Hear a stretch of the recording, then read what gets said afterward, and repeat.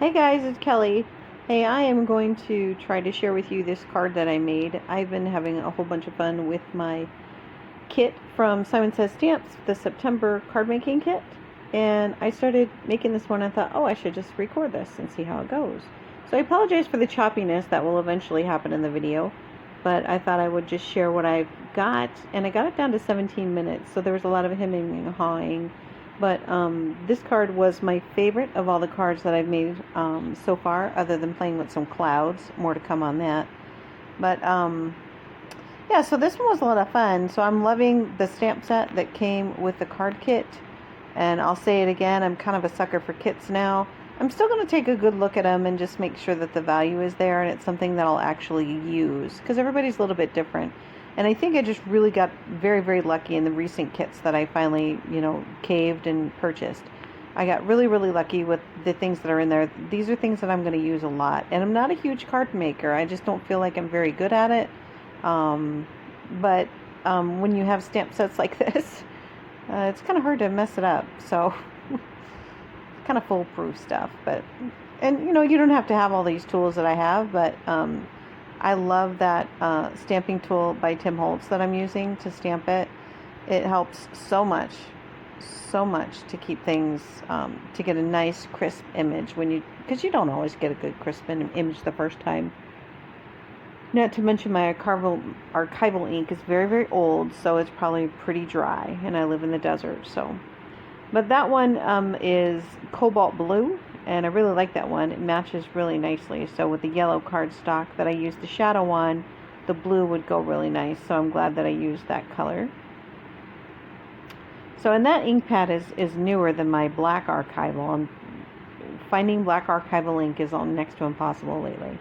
And I don't want the huge pad because that's just annoying. I just want the normal pad, like the size that's on my desk right now. But we'll see.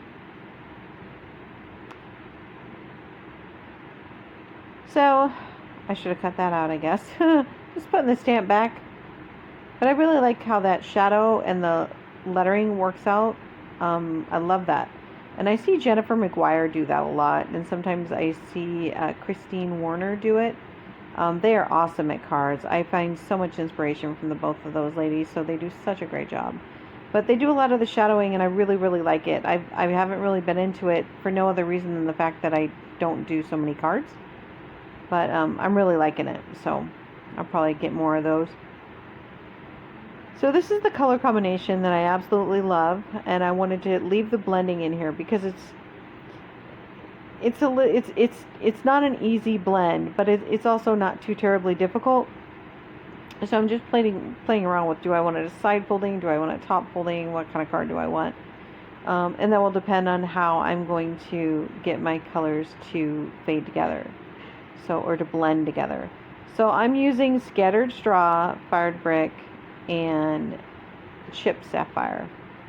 And it takes some work to get these to blend together, but I left this all real time for you to kind of see how the blending works. Now, I am very heavy-handed with my blending tool. I do not go light over it. I push pretty hard, and I don't know what's right and wrong, but that seems to work for me. But because if I don't push hard enough, then I don't get that saturation of color. And I really want a lot of ink on this paper because I need to have it blend together nicely. And the cool thing about the Distress Oxide inks is the way that they're formulated. The color actually sits on top of each other. So if you keep repeating going over it, you get a beautiful, beautiful blend. And it's unlike any other inks on the market. So these are so unique, and I absolutely love them. So, and because it's a card, I need to make sure that I clean up my background. So I just sprayed some water and have a microfiber rag. And I just have to make sure I wipe that up every time because I want the back of my card to still stay white. And if I don't do that, it'll just be a mess. So it's probably nothing new to all you card makers that make cards all the time. And what I usually use, and I'm frustrated with myself that I didn't take them out, but I have those cupboard liners, and they keep the ink pads from sliding around, and they keep them sitting on the glass mat.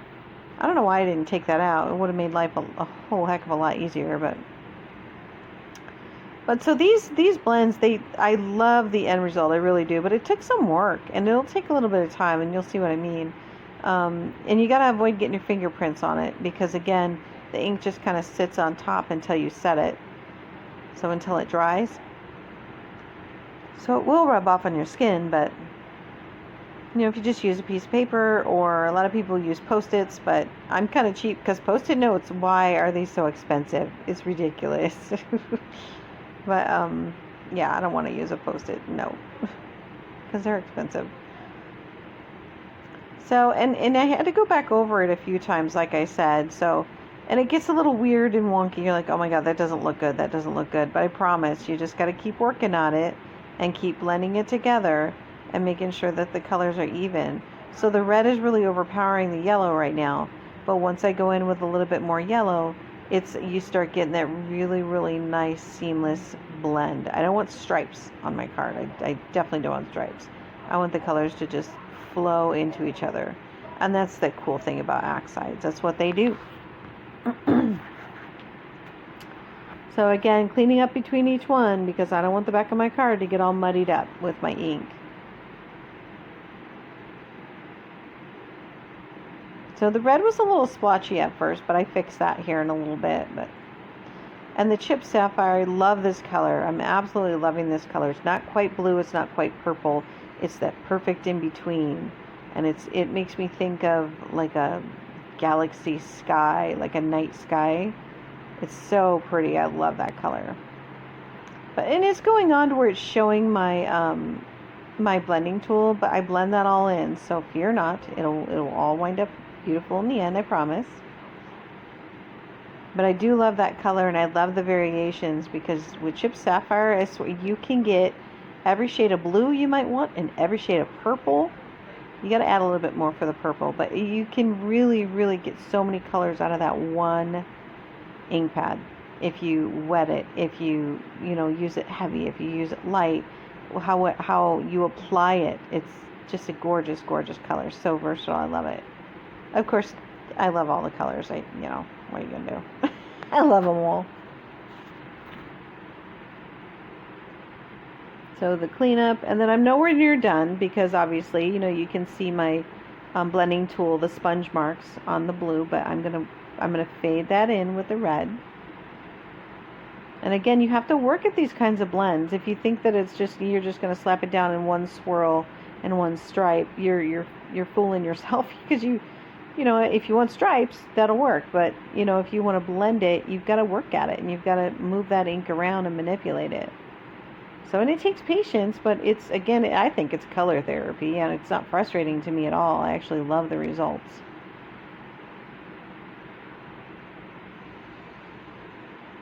So, and I wanted it a little bit darker at the bottom there. The Chip Sapphire is a very, very powerful color. So if you don't have it spread out nice and kind of saturated, you're going to lose it. But again, it depends on what you're looking for. And I wanted some really bold colors on this card.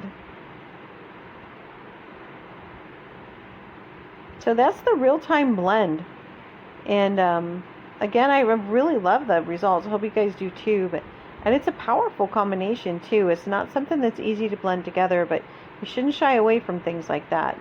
Just be prepared that you're going to have to work at it. So, and I'm still not done, because it's a little uneven on the red.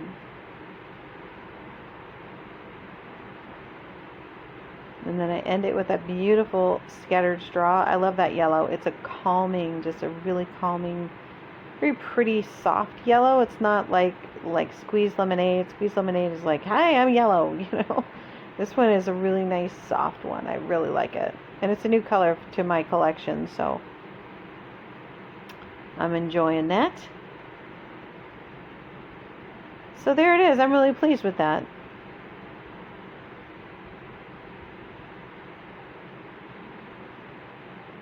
And the final cleanup. And then to let the magic happen. So it'll get a little bit choppy here in a little bit, guys. And again, just my apologies for that. I just tried to make sure I edited out all of the placement and cleaning of things and stuff like that. So it causes for a little bit of choppiness, but hopefully you get something out of this. So I'm figuring out where I'm going to place it, and then I thought, no way, I definitely need to make this it's oxide ink. It reacts with water, and I need to make that happen. So I spritzed it very lightly, a very light spritz. And the lighting is making the yellow look white there for a little bit. But I wanted to bring that up closer and kind of show you. So the cool effect that you get with that. And then I got it real close. One of a kind texture there. No one else can repeat this. It's unique every single time. I love it. I love this ink. So you can see all the different shades that you get when you mix that chipped sapphire with the fired brick. I can't wait to try Crackling Campfire, his new red color. It's like an orangish red. I am going to buy that because I'm in love with that color already, and I haven't even played with it yet. So there it goes. I'm finally got my placement. I like where that is sitting, and I knew that I was going to use some more things from the Simon Says September card kit, and I just cut the little card, the little index card that comes within those Vicky Bouton, I think it's Vicky Bouton, envelopes that were in the kit. They're super cute. They're so cute. I tried to replicate them, and no, I didn't come close. I did find a way to make some really cute envelopes, and I'm going to share those with you in another video. But these are already made, and they're so cute, and they're like perfectly rounded, right where they should be. It's just a great job with the design of these little envelopes. I love them. So I chose one, and then this is one of the stamps that's in the set. And some of you are going to freak out, but I'm going to cut it. And I was just messing with it to make sure that I would have enough room to actually cut it and still have a usable stamp. And the reason why I cut it is because I'm going to be sending some of these cards to people that are, friends or coworkers, things like that. And that stamp altogether says, I miss your hugs, I miss your smiles, and then I miss your hugs. It's not appropriate for someone at work, if that makes sense. So if I separate those, I can use them for different cards. And I just think if you cut your stamps, you actually get more use out of them. So don't panic. It's okay. You can cut your stamp, and it works just fine. And it was just 4 sentiments lined up in a row. Now, it would work great for the right recipient to use all of them, but that wasn't what I needed for this card, so I made it into what I needed. So you buy your stamps and you buy your stuff, change it and make it good for what you want to use it for. So I miss your face is appropriate. I miss your face, I miss your hugs is not appropriate for a manager to send to somebody that she works with. It's just not right. But anyway, so I stamped that on there, and then there's a little heart that is in that kit, and I stamped that and fired in Barn Door. Barn Door was a real red, and that was perfect for the heart that I wanted. And then this is some designer paper that was in the kit. So I wanted to have like a little cluster of envelopes just like scattered about underneath the big envelope that says I miss your face. So instead of using those cute little envelopes that come in that have their own designs on them, because they don't all match the flow of the card, all those little extra ones, I can make them match for sure. So I just cut them and scattered them about underneath the main one, just to add a little bit more interest on the card. There's not too much. It's still going to be really, really easy to mail. There's not a whole lot of dimension here. It's just a normal, just designer paper, and that's it, and the glue. So I didn't use any big foam tape on any of that. So I did use it on the sentiment, but it still should mail really well. So, and I'm just using the Nuvo glue. I love that glue. I love that glue. It is the best.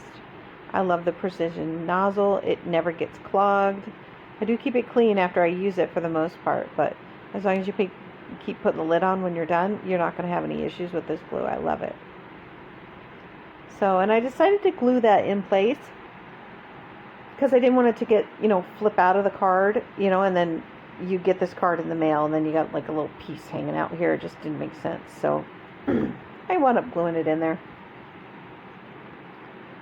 I probably could have put a little tiny Tim Holtz paper clip on there. That would have been a good idea, but that's okay. I glued it. and called it done.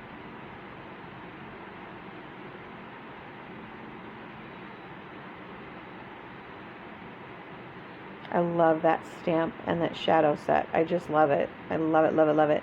And you can cut it out too, and I did that on another card, but stamping it right in the shadow works great. It works really, really good.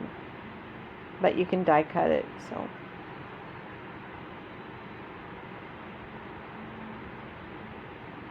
And that is the extent of the phone tape I have. Don't laugh at me.